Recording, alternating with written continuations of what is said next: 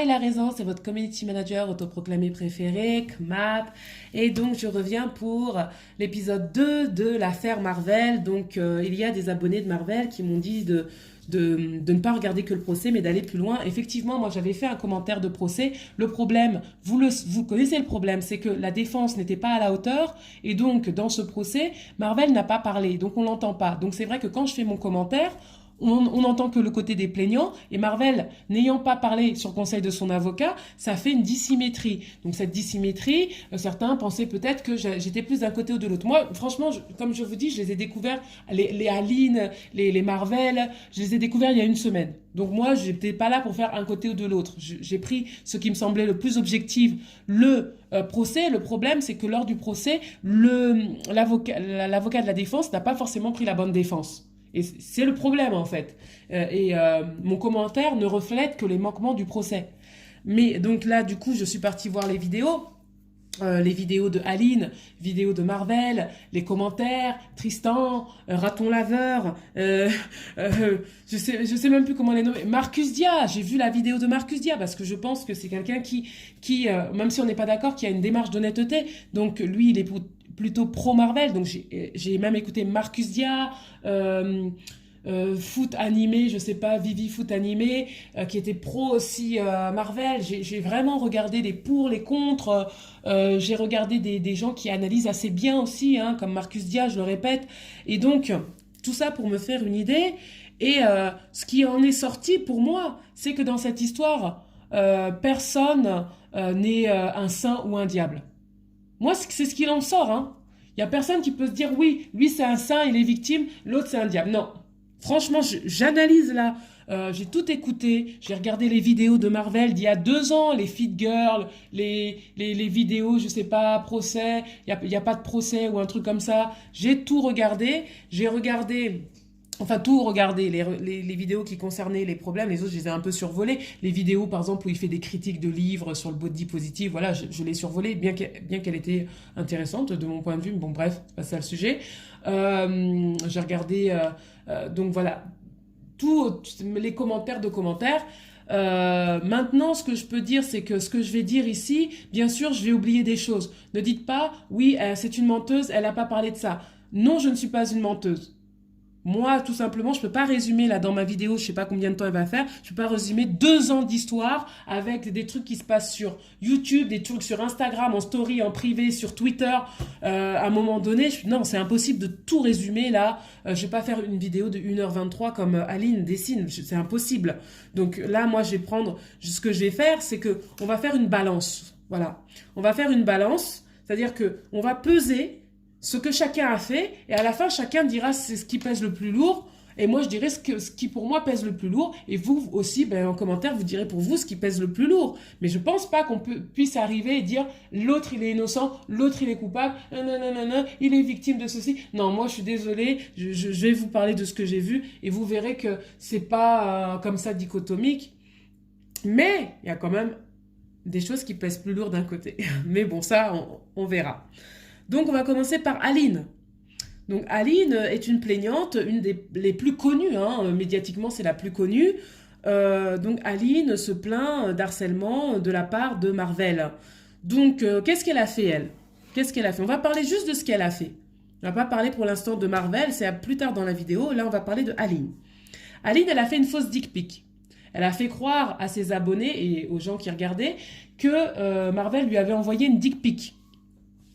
Or, Marvel n'a pas envoyé de dick pic, ça a été prouvé au procès, elle l'a reconnu au procès, donc c'est pas contestable. Donc c'est pas la peine de dire non, mais si, il n'a pas envoyé de dick pic, c'est un fait. Voilà, c'est un fait constaté au tribunal.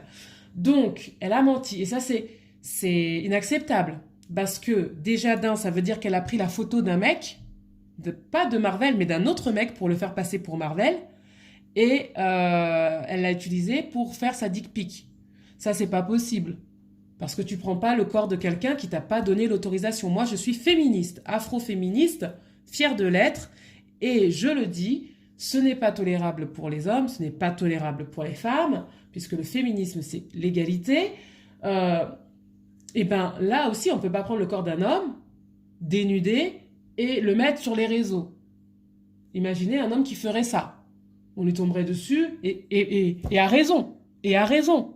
Mais de même, il n'y a pas à minimiser ce qu'elle a fait en disant oui, je me défendais. Non, tu peux pas. L'homme qu'elle a pris pour faire la photo, c'est Marvel? Non, il y était pour rien cet homme-là. T'as pris un homme, sûrement une photo de Google, tu l'as mis. Bah lui, il avait rien demandé cet homme-là. D'où que tu l'affiches? Peut-être que par ses abdos, sa manière de tenir, il peut être reconnu, ça peut lui porter préjudice. En plus, visiblement, il avait un grain de beauté, donc peut-être qu'il est reconnaissable, donc elle peut lui porter préjudice à lui aussi, alors que le gars, ça se trouve, il fait même pas partie de l'histoire, ça se trouve, il est même pas français, ni belge, rien du tout. Lui, il était, je sais pas, ça se trouve, il est en Allemagne tranquille, il poste une photo de lui sur la plage, je sais pas où, ça se retrouve sur les réseaux français. Enfin, vous imaginez? Non, c'est pas tolérable. C'est pas tolérable, ni pour un homme, ni pour une femme. Donc là, évidemment, elle a tort. Et le nouvel avocat Juan Pedro, qui défend Marvel, là, évidemment, va attaquer sur ça. Et là, bon, oui, oui, c'est pas tolérable, effectivement. Sa deuxième erreur à Aline, c'est d'avoir traité Marvel de pédophile. Bah oui, là franchement, ça a été reconnu au tribunal que ça aussi, ça a été faux. Donc, à un moment donné, non, ça, tu peux pas. Tu peux pas traiter les gens de pédophiles alors que c'est faux. Pédophile, mais c'est l'insulte la plus grave. Même ta mère te renie quand t'es pédophile. Qui va s'associer à un pédophile? Mais là, c'est lui détruire sa vie. Imaginez-vous, le préjudice moral, on vous traite de pédophile. T'as honte? T'as honte? Non, là, franchement, il y a un préjudice moral. Juan Pedro, l'avocat, va attaquer sur ça. Bon, bah c'est normal, puisque là, franchement, là, tu nuis à sa vie, à la vie de son entourage. Ah, imagine, on dit ton pote, il est pédophile, toi-même, on va t'associer à ça. Enfin, et c'est grave, hein. C'est très, très grave. Là, non, c'est grave. On peut pas minimiser ça. Personne n'a le droit de dire oui, mais elle se défend. Non. Pédophile, dick pic, comme je vous le dis, le gars dont elle a pris la photo, là. Le gars inconnu dont elle s'est servie pour faire la photo. Il y est pourquoi, lui, dans cette histoire? Genre, t'as un problème avec X, et puis tu vas prendre la photo de Y. Ça n'a pas de sens. Ça n'a pas de sens. Et en plus, pour cette histoire de dick pic, elle a forcé Marvel à se déshabiller, à montrer son ventre pour prouver qu'il n'avait pas de grain de beauté. Mais c'est inacceptable. Imaginez-vous qu'une femme soit obligée de se dévêtir pour prouver qu'elle n'a pas de grain de beauté sur le ventre ou sur la poitrine.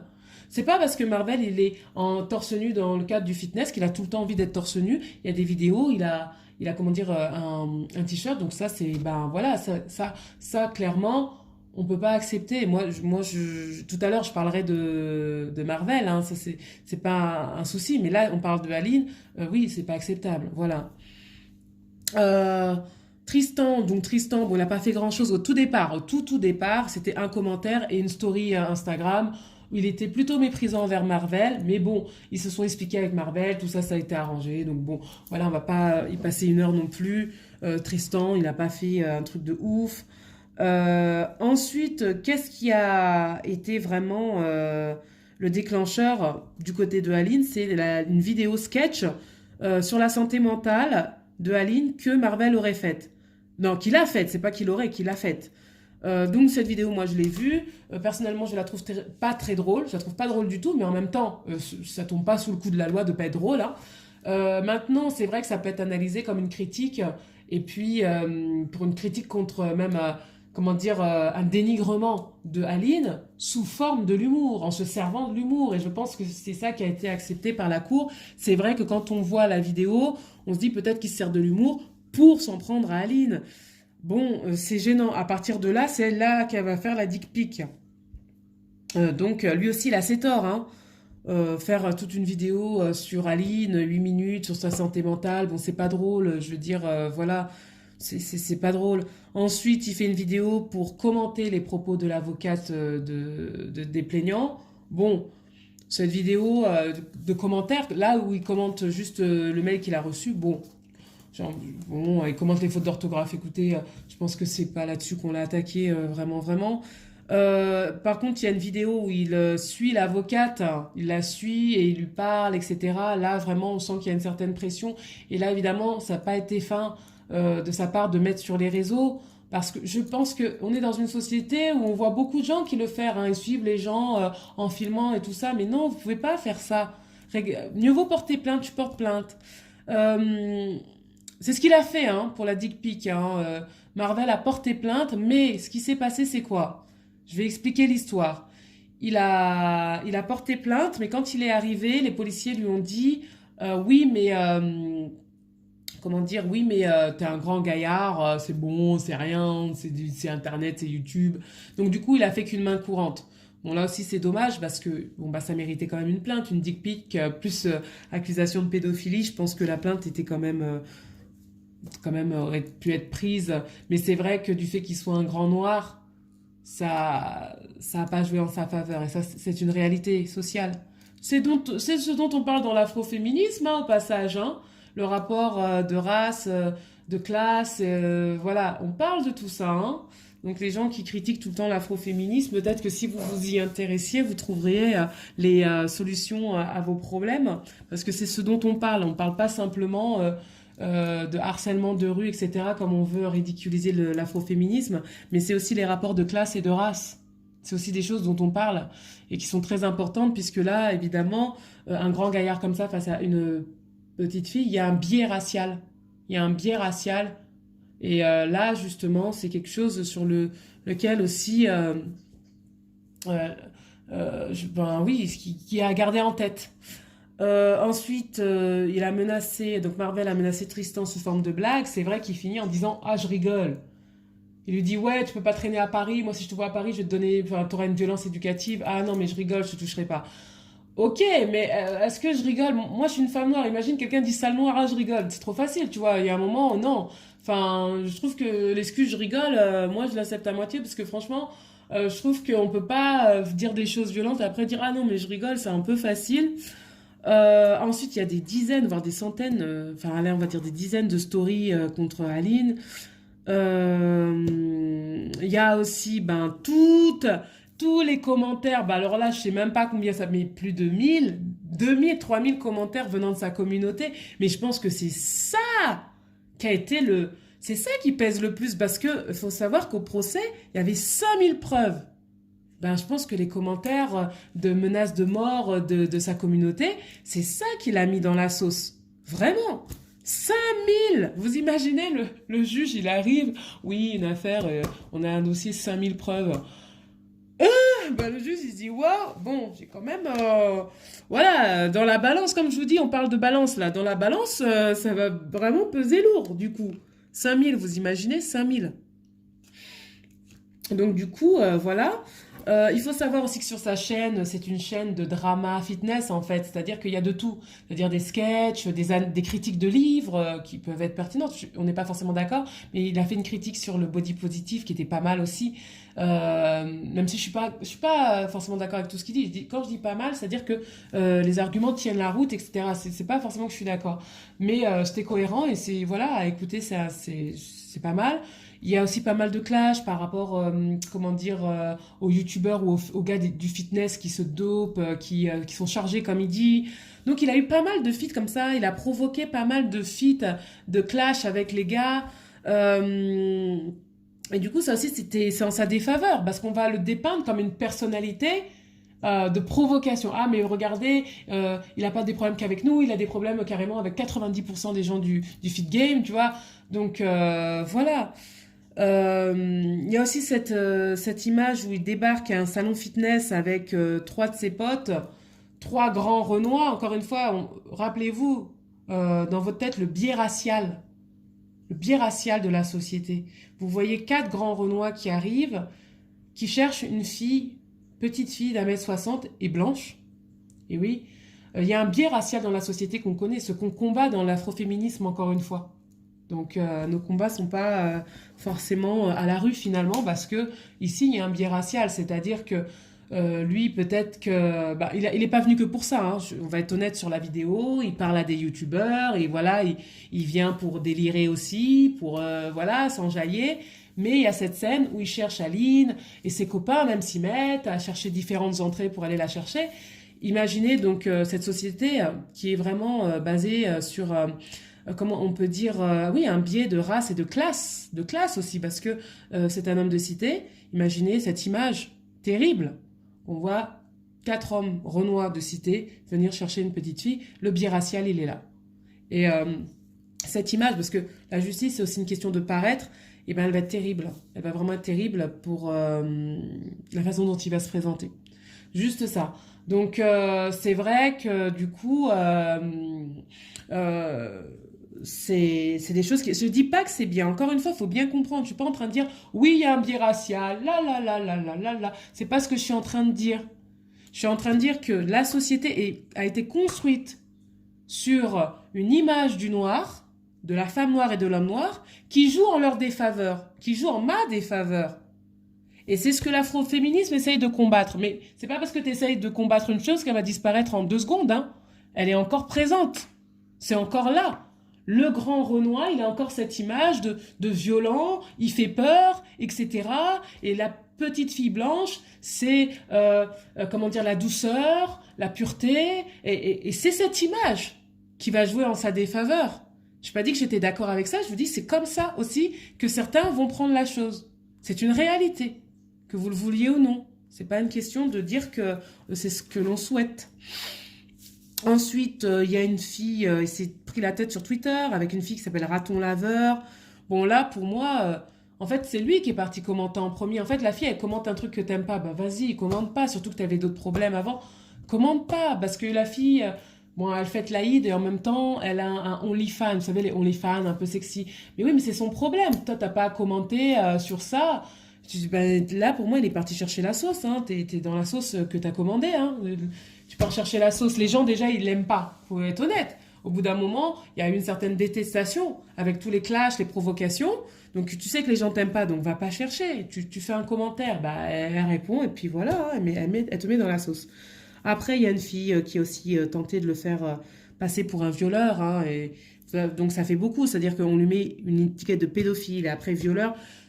Vous savez, les gens, ils vont pas forcément chercher loin. Donc, ça peut prendre auprès de certaines personnes. Et c'est vrai que là, c'est de la diffamation. Et ça, c'est chaud quand même, voilà. Après, même par rapport à cette histoire, ils ont essayé de chercher le numéro de sa mère, etc. Enfin, lui aussi, oui, je vais pas, je le présente pas comme un ange, mais je dis juste que lui aussi, il a subi, il a fait des choses que je viens de vous énoncer, hein, 5000 preuves, voilà. Il a aussi reçu des choses. Donc c'est vrai que dans un esprit de justice, il faut montrer les deux côtés. On peut pas juste dire ah il y a des victimes d'un côté et puis il y a un diable de l'autre. Non, c'est faux. C'est quand même faut nuancer tout ça. Il faut nuancer. Maintenant, on va passer au poids. On va peser. Bah, d'un côté, vous avez 5000 preuves, de l'autre, vous avez peut-être un message, hein, peut-être une story de Tristan, vous voyez ce que je veux dire. À côté, vous avez peut-être une vingtaine de feuilles, de l'autre côté, vous avez 5000 feuilles, vous comprenez ce que je veux dire. Donc, la justice, c'est ça, c'est une balance. Donc après, qui est coupable, ben, on va regarder là où ça pèse le plus lourd. Parce que pourquoi? Lui, encore une fois, il y a un biais racial, lui, il vient de la cité. Donc, en cité, tu règles tes problèmes à l'oral, yeux dans les yeux. T'es pas là à aller faire des screens, à aller chercher dans les vidéos, les endroits, faire des montages. Non, non, c'est pas comme ça que ça fonctionne. En cité, ce qui sort de ta bouche, c'est ça la vérité. Moi, j'ai été élevée dans les quartiers. Je viens pas de la région parisienne, mais j'ai été élevée dans les quartiers, dans les HLM et tout. Et oui, c'est comme ça qu'on règle les problèmes. On va pas chercher midi à 14h, c'est droit dans les yeux. T'as un problème au tenté, on le règle tenté plus 1, même si ça monte haut, tenté plus 2, on est copains comme cochons. Voilà, c'est comme ça se règle. Sauf que lui, il avait ses codes de cité, eux, ils n'avaient pas ces codes de cité. Et évidemment, ça peut paraître violent pour quelqu'un qui vient pas de la cité. Il peut interpréter ça de manière très, très, très violente. Vraiment, vraiment. Surtout que, oui, ils sont pas du même monde. Il y a un moment, je sais pas, vous avez regardé la vidéo d'Aline, non, je sais, c'était pas Aline. C'était, bon, je sais plus, j'ai vu tellement de vidéos. Ils parlent ensemble, et elle comprend pas le mot pointeur. Il lui dit, ouais, t'as dit que j'étais un pointeur. Elle lui répond, non, j'ai jamais dit que t'étais pointeur. Mais parce que pour elle, dans la vidéo, elle lui répond, non, pointeur, c'est un gars qui clash les gens. Mais non! En cité, pointeur, c'est un agresseur sexuel. quand on dit ouais, t'es un pointeur. Mais elle comprenait même pas le mot pointeur quand elle discutait. En fait, ils viennent vraiment pas du même monde, donc déjà là, il y a un décalage, ils se comprennent même pas. En fait, même s'ils avaient voulu se mettre d'accord, j'ai l'impression que rien que les problèmes de communication, de vocabulaire, ils auraient même pas pu se mettre d'accord, ils ont même pas le même vocabulaire.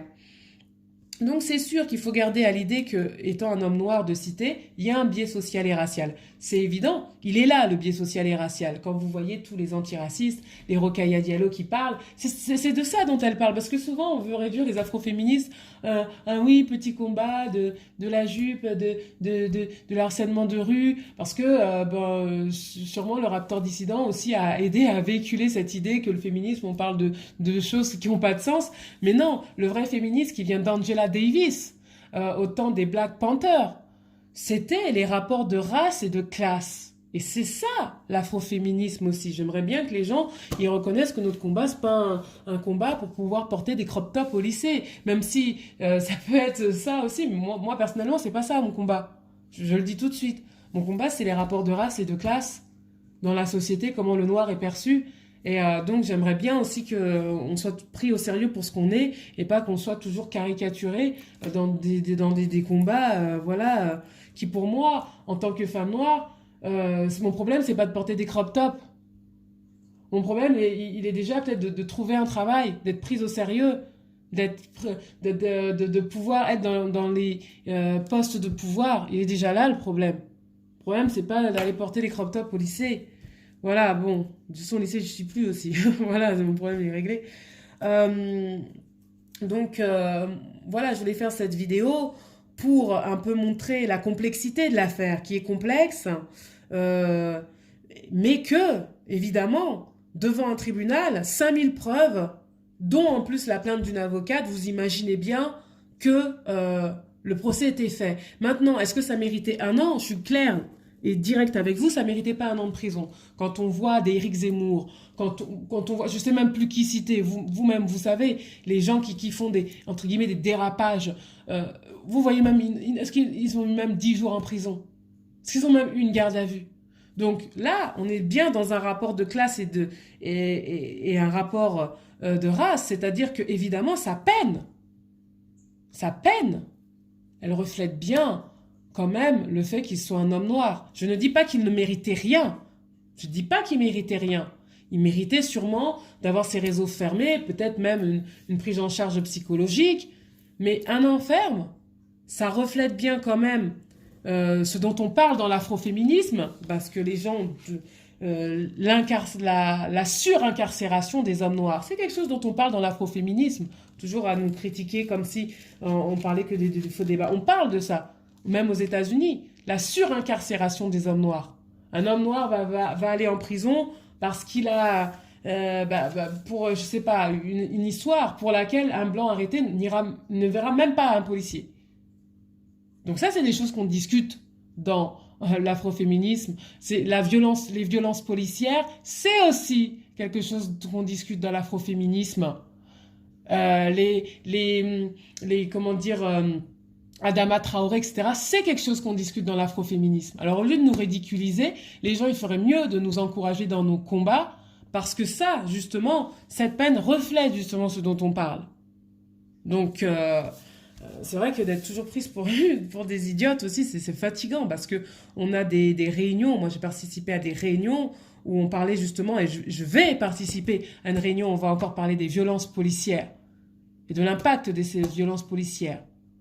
Donc, arrêtez aussi de toujours me ridiculiser, parce que là, il aurait bien besoin, ce monsieur, peut-être justement de connaissances sur ses rapports sociaux, comme je le rappelle, qui viennent d'Angela Davis, etc. Alors, certains n'aiment peut-être pas Angela Davis, mais voilà, c'est pour vous montrer que le combat, il est afroféministe, il est vrai et véritable.